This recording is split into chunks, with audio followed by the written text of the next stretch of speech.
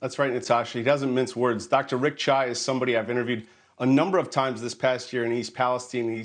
I've watched him turn his frustration into focus. And today he says he's running for Congress because he's sick of the corruption he's been seeing in his town since the derailment.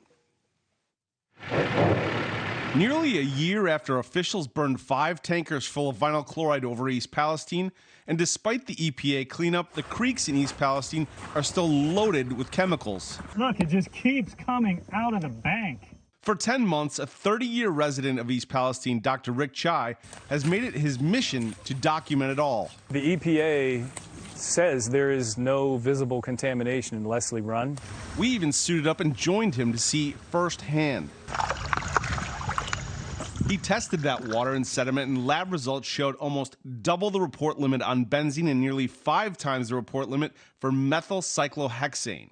Oh, look at all the dead fish. Prompting the EPA to pivot and do more testing and more cleanup. If I can send a 7-year-old into that creek with a stick and he can find that, how can the EPA with their millions of dollars not poke around and find chemicals in Leslie Run? It astounds me and it angers me.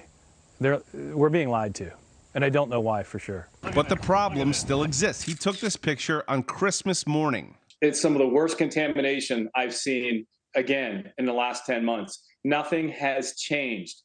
We've been forgotten. We've been abandoned. President Biden hasn't even supplied one bottle of water. We've been abandoned by the entire government. And today, Rick Chai is making news of his own, running for Congress. I think it's safe to assume that everything that you've been doing in East Palestine and the surrounding areas for the past year has influenced this decision to run? Absolutely. When you uncover, when the EPA says something and you uncover just the opposite in the environment, and then they have to admit, oh, yes, that is the case, and they do a complete 180 once you find the evidence that they're not possibly telling the entire story, it makes you wonder what else is wrong in government.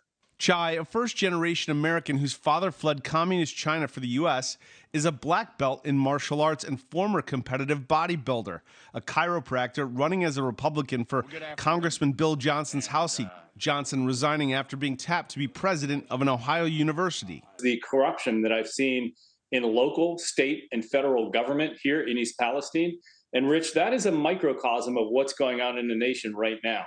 What's the one thing that you want people in Ohio to know about Rick Chai and why you're running? Well, I care. I care about people. When I saw what happened to the victims down at the rail site at the crash, and they were ignored and abandoned by the company that did it, ignored by the local government, ignored by the state government, ignored by the federal government. And I have a lot to lose. I've done pretty well in life. But I fought all those entities the entire way, and I will fight. Whatever's going on in your town, I am your man. I'm going to win this. I'm going to win this for Ohio.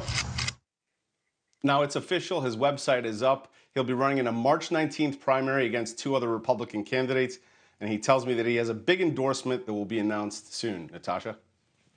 All right, Rich McHugh, appreciate you bringing the story to us and appreciate you continuing to spotlight the story as well. Thank you so much. Thanks so much for watching. Go to joinnn.com to find NewsNation on your television provider.